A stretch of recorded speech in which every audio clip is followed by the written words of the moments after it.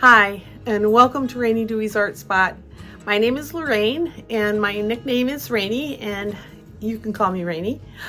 If you've been here before, welcome back, and if you're new, welcome to Rainey Dewey's Art Spot, where we do some painting and talking and trying and failing and trying again. And today's video, we're going to be painting some chickens. I had some chickens a few years ago, and I found them so entertaining and kind and useful, actually, eating ticks and giving me manure. And they were a pure joy. I took a lot of pictures and never really painted very many of those chickens, but here we go. We're going to paint some, and we're going to talk. We're going to talk a little bit about my 50th high school reunion. And I know it's hard to believe, out of high school 50 years, as youthful as I look in this video. So let's paint and talk. Grab your brushes and grab your paints, get your sketchbook, and let's paint some chickens and talk about 50 years out of high school. No kidding, hard to believe. Okay, let me get us started talking about the chickens first, so you can start yours and paint along with me. I typically start with a sketch. If it's a really detailed subject matter, I would do a sketch on a separate piece of paper and transfer it to my watercolor paper, either by using a light box, holding your paper up to a window if you don't have a light box, or you can transfer it with some kind of carbon paper. But for these are practice. I haven't painted a lot of chickens, and so I'm practicing, and I just did a quick sketch on the watercolor paper using a 2H pencil. I find a 2H is dark enough and it doesn't leave a lot of graphite residue once you start painting. And so I started off with this initial underpainting, and so I didn't wet the whole thing. I wet certain areas around the chickens themselves and around the chickens, just in a limited way. And as the paper begins to dry, I'm laying in these darker colors, the colors of the chickens. These were, the chickens are Buff Orpingtons, and I had two different kinds, Buff Orpingtons and Black Australorps. And the Buff Orpingtons were very sweet and kind, and probably not a little as hardy as the others, but boy, they were a joy really to have. So I'm going to get some of my photo reference out and paint some of those sweet dolls that I had. I named them. Most of them you could identify later on, but not always. Anyhow, so I said I was going to talk about my 50th high school reunion. Well, I let you watch this painting evolve. And so we had a 50th high school reunion last Friday night. And I've never attended any of the other reunions, and I know it's because I was either not happy with myself or not happy with my life, or both, and I never really felt like I settled into high school. We went to this, we came up from Alabama when I was a freshman, and so the school we came from was quite small, and this school was quite large. So I never really felt like I fit in, and luckily I was blessed with a handful of friends that I still keep in touch with, and two of the four of us, well, I went, and then two others couldn't go. Terry and Cheryl couldn't make it, but Maria and Donna and I did go. And so you had a bit of a safety net with being with people that know you and love you. I remember saying to one of the girls, I said, oh, I don't want to go back. Nobody's going to remember who I am. And I think it was Maria said, look, if we don't remember who you are, then you've got to have something to worry about.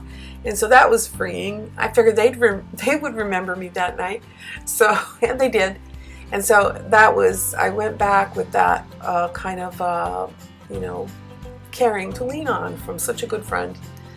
So we went, and we had a great time.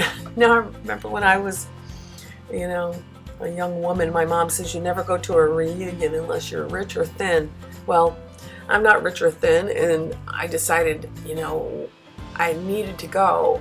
I'm not sure why. I think I needed to go back and kind of examine some of this stuff. And you know, we're all young and trying to find our way in those days, and some of that baggage follows you into adulthood. And I'm like, you know, I'm 67, I'll be 68 in October. It's time to let that stuff go and just go and be who you are.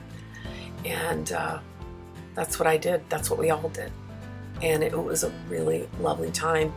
I talked to some people that I hadn't really never known in high school. They were lovely people, all of them. It was really quite a freeing and fun evening. And everyone was really, really great. So I can't imagine.